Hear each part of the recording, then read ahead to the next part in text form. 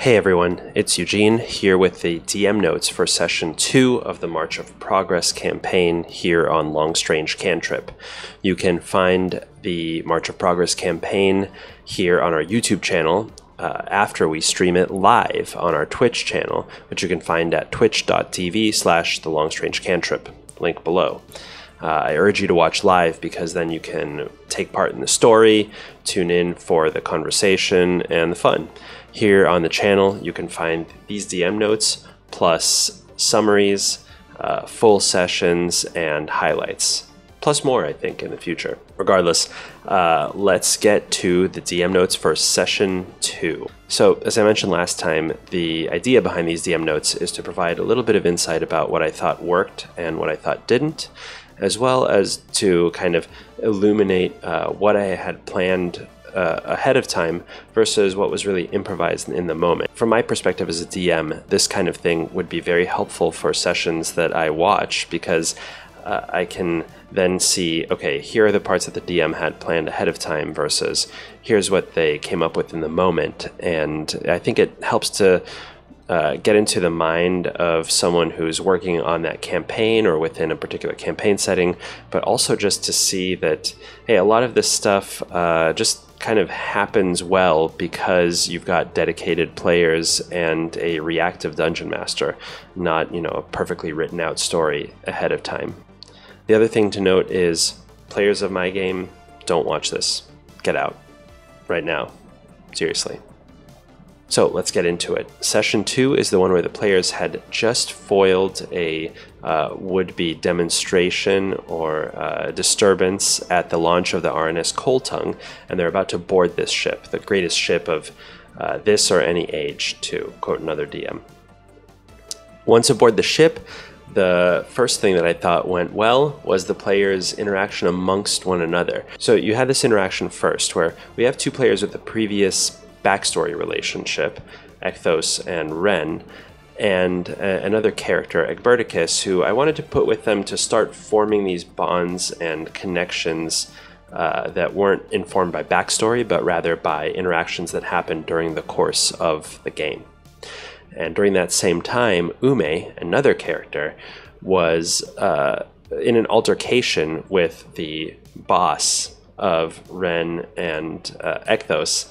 And I thought, all right, this is a good moment for the players to determine how they want to form their relationship going forward, and for the characters to interact with one another, because you have a moment where Ume is being confronted by a NPC, by a character in this world with a bond with two other characters. They could either stand up for Ume, thereby sort of jeopardizing their relationship with this character, but solidifying their relationship with Ume, or they could back off. And I really wasn't sure where the players would go. I thought it would be fun either way. As we saw here, the players chose to stand up for Ume, which led to this convenient scenario where they were going to then be fired from their job, thereby making them even more likely to take the job with the Royal Homeland Constabulary and further strengthening the bonds between the players. The next thing that I thought worked well, the next kind of fun interaction, was with the investigators, Ekthos, Ren, Brachus, and Dipnip, going down to fetch the Duchess, who was missing from her brother's soiree. And in that moment, you really got to see Brachus's impatience, his impertinence come to the fore, and it instigated this incident with the retinue of the Duchess. I thought, first of all, it was a funny interaction. You can see the clip up here. But even more than that, I thought what worked well was that it, A, got the action going quickly, and B, you probably noticed that Ume and Egberticus were not part of this scene. They were doing the thing that their characters would do, which is pay more attention to the food, because that's their job, that's their duty. So they then had to be involved by other means, which was kind of fun to come up with. So the next thing was the combat, the first real combat of this campaign. and many of the players' first use of the Foundry VTT combat tools. And I think you kind of saw that. That's something that I thought didn't work super well. Technical glitches are just the name of the game. And I'll definitely continue to work on that, but I thought, especially with the kind of visibility of the whole map, it just was not that smooth for viewers. I think for the players it worked okay, but viewers, not a great experience. The thing in the combat that I thought did go well was the players using their various powers, which at third level are kind of mature and start to differentiate the classes a little bit.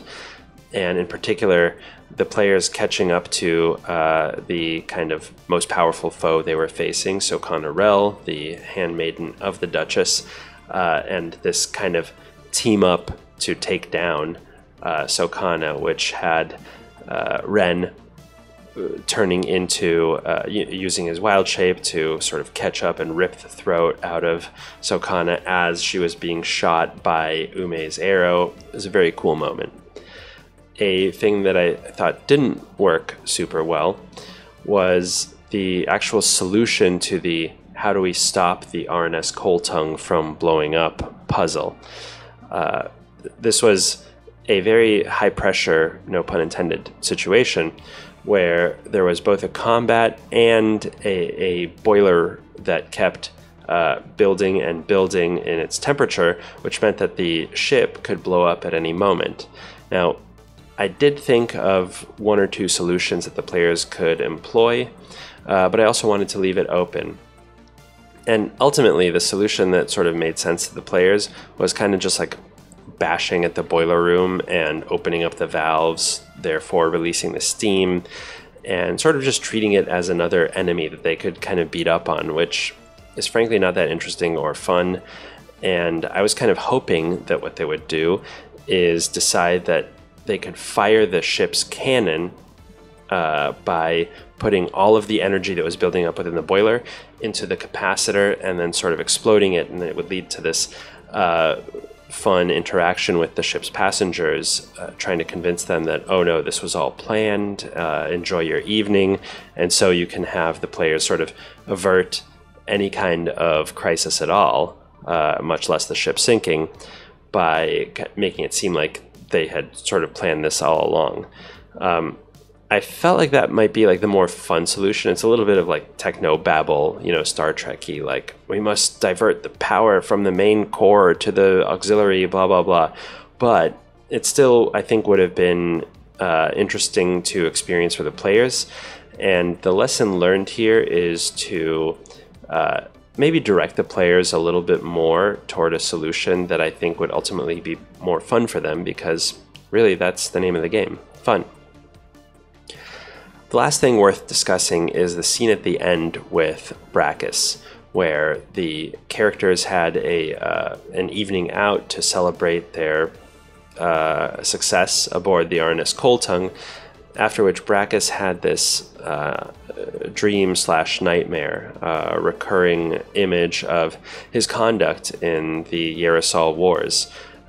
He had painted himself as a sort of hero, but I presented a vision that showed something else. Now, whether it's true or not is going to be up to the rest of the story, but it sort of undermined that heroic image.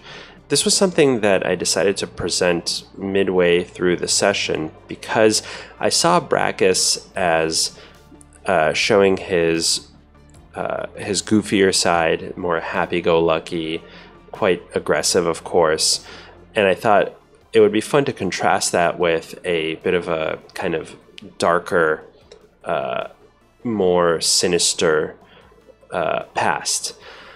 At the same time, I hadn't had a chance to discuss this with the player, and it's really important that anytime you have this kind of like backstory, this destiny that they're part of, you know, they need to feel invested in it. So I tried to have sort of a gentle hand and leave it open as to whether this was the canonic backstory or a sinister vision that was planted, you know, we still don't know.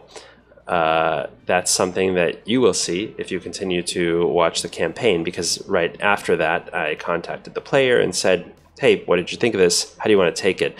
And that's something that I would advise to any DM. Don't push your players toward the story that you want to tell, but do present them the options, sometimes explicitly, if you think it's appropriate, particularly where it would, like in this case, I think, present kind of a fun contrast with the rest of the adventure thus far. So those are my DM notes for session 2. Please come back to the channel for more. Please subscribe and like this video if you like it. Come watch us on Twitch, follow us there, twitch.tv/longstrangecantrip. And until next time, may your rolls be 20s and your misses few. Peace.